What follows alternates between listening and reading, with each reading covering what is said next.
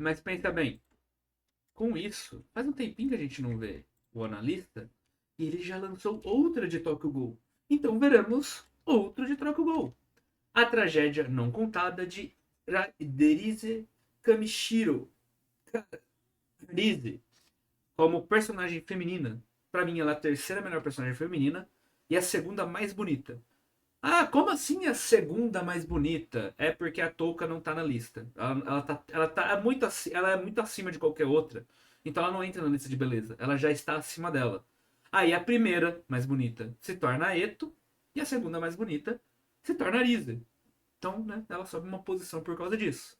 Mas em questão de personagem, eu acho ela muito interessante. Os momentos de flashback que a gente vê dela são muito legais. Então isso fez ela ganhar muitos pontos enquanto eu assistia a Tokyo Ghoul. Mas ela não é melhor que a Touka e nem melhor que a Eto, que são duas personagens que são muito melhores que ela.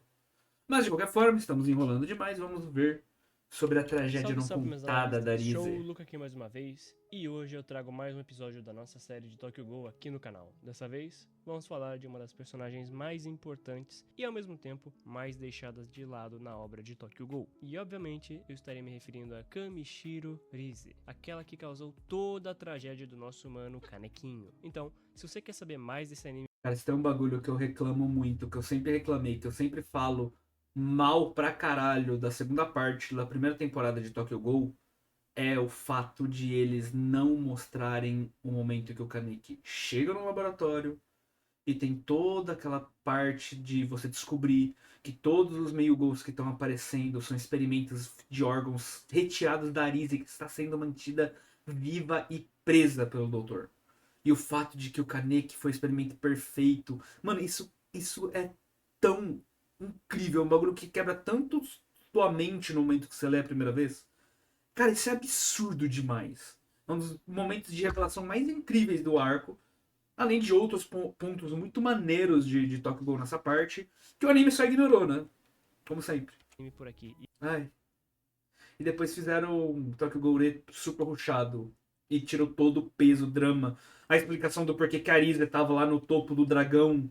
E aquela. Nossa, a aparência dela que é. Meu Deus. E Vamos curte o meu lá. conteúdo, já deixa o like e hype o vídeo. Ativa o sininho e manda esse vídeo também pra algum amigo seu que é fanzaço de Tokyo Ghoul, porque isso me incentiva a trazer mais dessa série que eu amo tanto aqui no canal. E é claro que nada disso seria possível sem meus manos parceiros do canal, que estão aparecendo agora mesmo na tela. Para ser membro, basta me ajudar com um valor simbólico mais barato que um cafezito. Exatamente R$ 1,99, então não perca tempo. E agora, bora falar de coisa boa. A origem de Rize está atrelada diretamente ao clã Washu e também com a organização V, onde temos o famigerado Furuta. O clã Washu como um todo é um dos mais importantes da obra de Tokyo Ghoul, se não o mais importante. Eles também são um clã Provavelmente. poderosíssimo, por eles terem devorado ghouls por gerações e assim gerado kakujas naturais. Dentro desse clã existe toda uma hierarquia de Olha os reprodução cachorros entre as latindo. famílias e muitas vezes as relações não eram muito amigáveis. Bom, e é nesse contexto de enorme poder acumulado que temos a nossa querida e apagada Rize Kamishiro, que é uma filha bastarda de ninguém mais ninguém menos que Tsuneyoshi Washu, o cabeça do clã, que é um kakuja nascido de berço e que era capaz de derrotar ghouls categorizados como SSS, o que explica a nós telespectadores um pouco mais da origem de todo esse poder de Rize e também de todo o seu gigantesco apetite, já que mais tarde nós vemos que ela é conhecida como o Grande Devorador, ou em inglês Big Eater. Ela ser uma descendente direta de Tsuneyoshi Washu também é uma questão muito interessante, pois faz ela ser meia-irmã de ninguém mais ninguém menos que o próprio Arima. O destino de Rize dentro de seu Cara, clã o plot do Arima e a questão do Rei de um Olho é um dos bagulhos mais loucos que tem.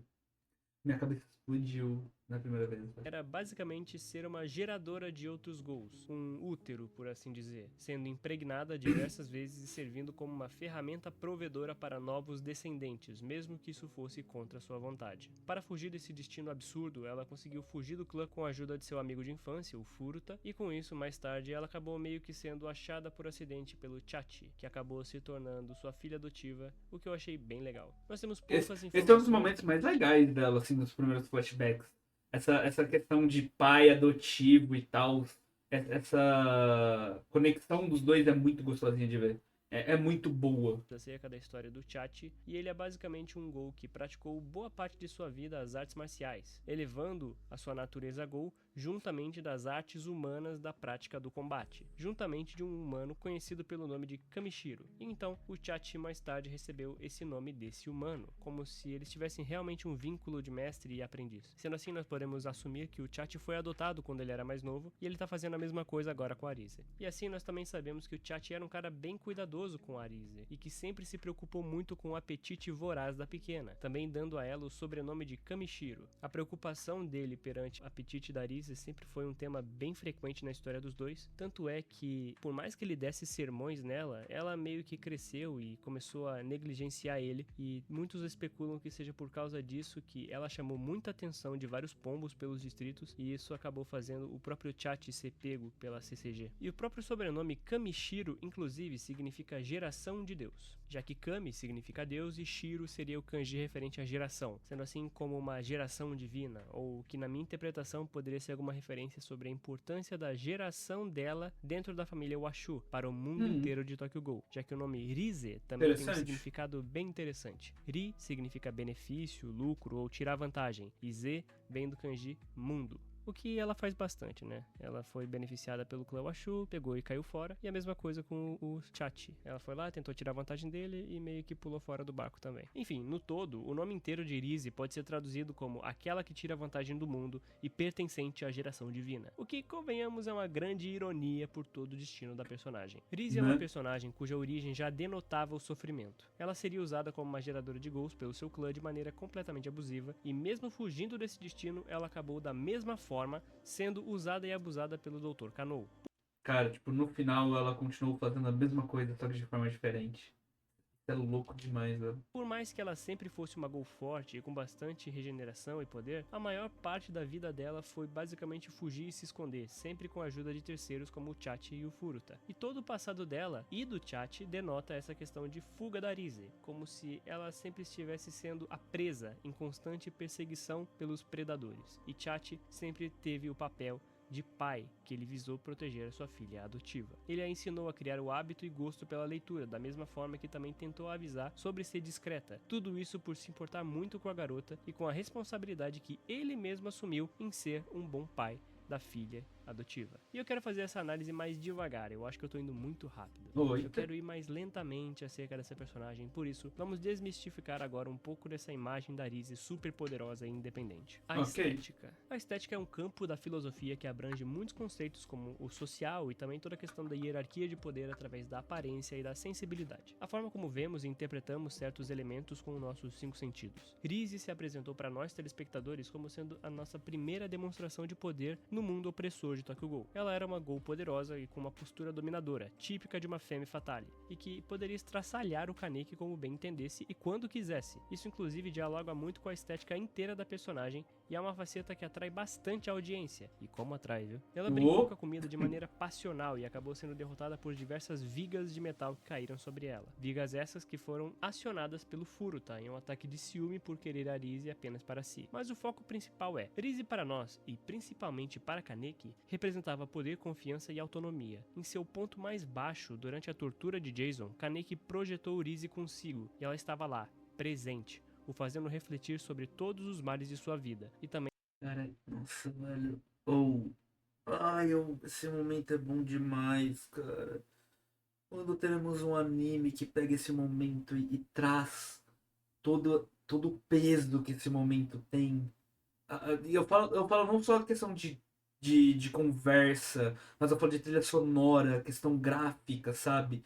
Brincar com conceitos de animação de forma que traga desconforto até. Porque tem momentos de Tokyo Ghoul que você sente um puta desconforto lendo. E é um desconforto causado propositalmente em você. E é uma coisa que o anime peca e peca muito em trazer, cara.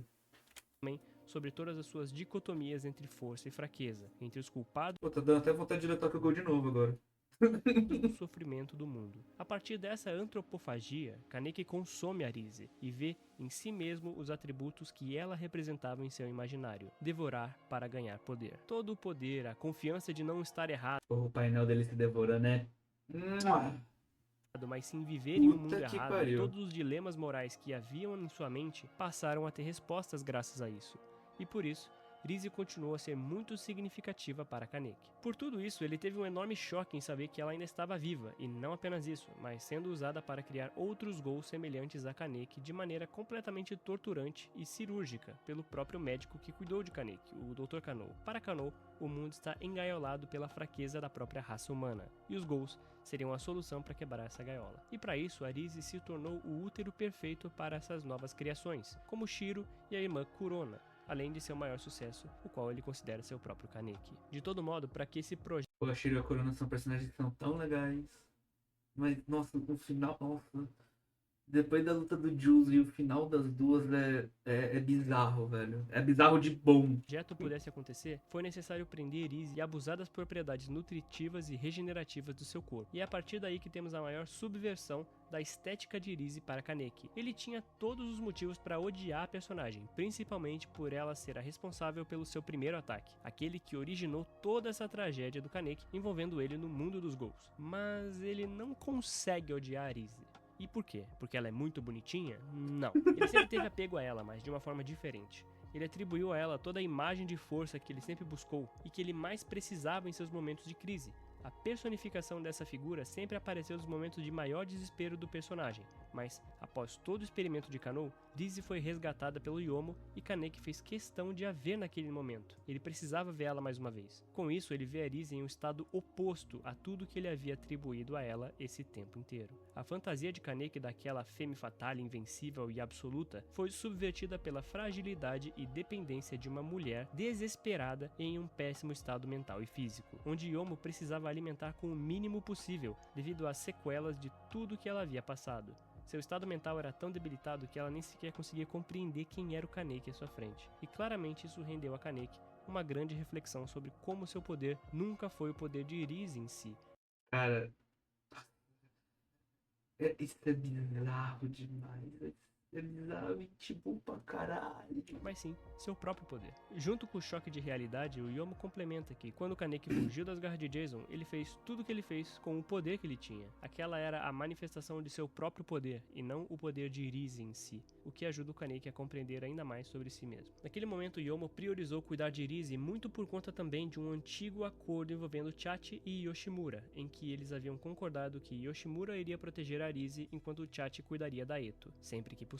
E com isso, o Yomo, por ser um grande aliado do Yoshimura, continuou a cumprir sua parte nesse acordo. Sim. Inclusive, se você gosta da Eto, aproveita também para ver o Vídeo bom e a sobre gente já ela aqui no reagiu canal. já, hein? Ficou bem legal, tá? Mas bom, após tudo isso, ocorrem diversos eventos e somente durante Tokyo Ghoul Re, Rise aparece se recuperando efetivamente, mas ela acaba por ser capturada por Furuta, que a coloca novamente em um tanque e que começa a utilizá-la de novo de maneira abusiva para cultivar seu Kakuhou e fazer os tais Ogais, que seria basicamente uma nova raça de Ghouls de um olho só que mais evoluídos e poderosos. Acabou que durante o arco em que temos a transformação mais poderosa de Kaneki, em que ele devorou todos os Ogais, Kaneki tem uma grande reflexão envolvendo novamente a figura de poder da Rise. Naquele momento eles meio que estão fundidos e são um só ser, e assim eles têm um diálogo que eu particularmente... Mano, eu amo esse diálogo. Eu simplesmente amo esse diálogo, cara. Eu já li algumas vezes Tokyo Ghoul, como eu já falei, mas esse diálogo, toda essa parte do momento que ele acorda aí, até o momento que ele é resgatado de dentro do dragão, eu já reli várias vezes. Mesmo sem estar lendo o mangá, eu gostava de ler essa parte, porque é muito boa, velho. Particularmente acho maravilhoso acerca do passado de ambos e de todo o trajeto percorrido. Cara, é nesse ponto onde você mais entende o Kaneki também. É normalmente, tipo, o Kaneki ele já é um personagem muito interessante. Diferente do que o anime faz parecer, ele é um puta personagem muito interessante. Você se apega a ele, você entende os dramas do personagem. Só que quando chega nesse flashback, principalmente, que você vê a conexão dos dois personagens, quão interessante existe essa proximidade mesmo em pontas tão opostas. Nossa senhora. Pelo Kaneki. Rise sempre foi a maior influenciadora das catarses do Kaneki, e assim, ela retoma uma das conversas que ele iniciou quando a viu em seu estado deplorável. Ela pergunta se ele, mesmo após todo o sofrimento percorrido, mesmo após todas as mortes e todo o sangue derramado, se ele ainda continuava a ficar sem odiar ela. E ele, pensativo, reflete bastante sobre a pergunta e chega à conclusão de que todo aquele sofrimento pelo menos serviu para ele abrir os olhos e entender mais sobre si, chegando à conclusão de que sempre foi um grande egoísta. Ele queria se sentir necessário para os outros, fazendo também um paralelo da bondade de sua mãe em sempre querer ajudar a tia de Kaneki, por sentir um prazer e egoísmo em ajudar e ser necessária. O sofrimento de Kaneki rendeu a ele a experiência do autoentendimento e principalmente da felicidade de ter feito laços pelo caminho. É claro que ele entende seu lugar como assassino e todos que morreram para ele chegar nesse ponto. Irise concorda que eles são iguais nesse sentido. A moral de Irise sempre foi a de devorar tudo por si mesma, devorar, crescer pelo poder e pelo prazer e depois fugir, deixar para trás tudo que ela amava. Esse sempre foi o modus operandi dela e como ela aprendeu a lidar com a vida, mesmo que isso custasse a vida daqueles que amavam ela. E nisso, ela e o Kaneki acabam se diferenciando, já que o Kaneki decidiu aceitar seus problemas e nadar pelo rio de sangue que ele mesmo criou. Graças à reflexão que ele fez com a Irise, ele aceita seguir em frente e ver se consegue continuar a nadar por seu caminho de sangue. Irise diz que pode ser divertido ver ele se afogando pelo caminho. Para mim, um ótimo ponto de todo esse momento de reencontro é quando Irise fala também que o Kaneki pode ser a sua fantasia e não o contrário. E isso me deixou com a pulga atrás da orelha, já que o tempo todo nós vemos o exato oposto. Eu não lembrava disso. Eu não lembrava dessa frase dela. Mas a fala de Irise faz sim bastante sentido, uma vez que eles dois estão fundidos no grande dragão. Irise também estaria inconsciente e no centro de tudo aquilo. Talvez naquele último diálogo não fosse uma mera alucinação, talvez fosse uma conversa direta e verdadeira entre os dois, de ambas as consciências interligadas. Talvez aquela figura fosse de fato a consciência da Irise interligada com a de Kaneki, e não uma mera projeção do Kaneki fantasiando uma imagem irreal da mesma. Eu, pelo menos, gosto bastante de pensar que... É um pensamento que eu já tinha. Eu não por causa dessa frase, porque eu não lembrava dessa frase dela. Mas é um pensamento que eu já tinha. Eu achava literalmente que era pelo fato dos dois estar conectados no dragão.